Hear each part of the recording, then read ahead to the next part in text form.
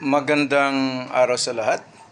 The YouTube channel of the Fraternal Order of Eagles, Limbas Law Corner is back to once again render public service in the field of law or ang aming pagbabahagi ng kaalaman sa larangan ng batas para sa sambayan ng Pilipino. Brought to you by the Limbas Marangal Eagles Club of the Eastern Rizal Region 2 sa pamamagitan ng inyong lingkod na isa na mga abogado at isang propesor sa maraming law school sa ating bansa. Okay, the topic ay yung problema sa mga pangalan na may mga error, clerical error sa birth certificate. Ngayon lang ito nag-message sa akin na January 4, 2025. Kakilala ko ito siya, matagal ko nang kakilala. Aba, na-discover niya na itong pangalan niya ay mali yung spelling sa first name. At hindi lang yun, mga sambayan ng Pilipino. Instead na male ay female. So may problema sa gender. Kaya ang ginawa daw niya, nagtanong agad sa kanyang barkada at ang sinabi, madali lang yan. Mag-apply, mag-ano ka lang, late registration na lamang. Pero nag-alangan, hindi naman abogado yung barkada, yun ang mahirap pupunta ka sa taong magaling, hindi naman marunong talaga sa batas, magaling magsalita. Sabi ko, nasa sayo yun, kung gusto mo. Pero ang tamang solusyon ay,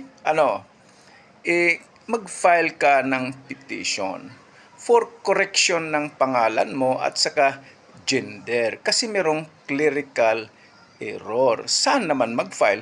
Doon sa lugar kung saan ka pinanganak. Doon sa local civil registrar kung saan ka ipinanganak. Okay? Babaguhin yan, babaguhin. Kaya lang, syempre, may mga kaukulang requirement tulad ng salaysay or affidavit. Ngayon, kung ipagpatuloy mo yung turo ng barkada na mahusay, daig pang abogado, late registration, nasa sa inyo yun. Pero delikado yan. Bakit? Tsak yan. Tsak may kasinungalingan. Kasi sasabihin ninyo na wala ka pang birth certificate, meron na. Ayan ay perjury. At sino pang mag-affidavit? Halimbawa, sino magsalaysay? Yung nagpaanak sa'yo, di umano. Yung hilot or midwife. Iwan ko kung buhay pa yon kasi 50 plus na itong nag-konsulta sa akin. Sino?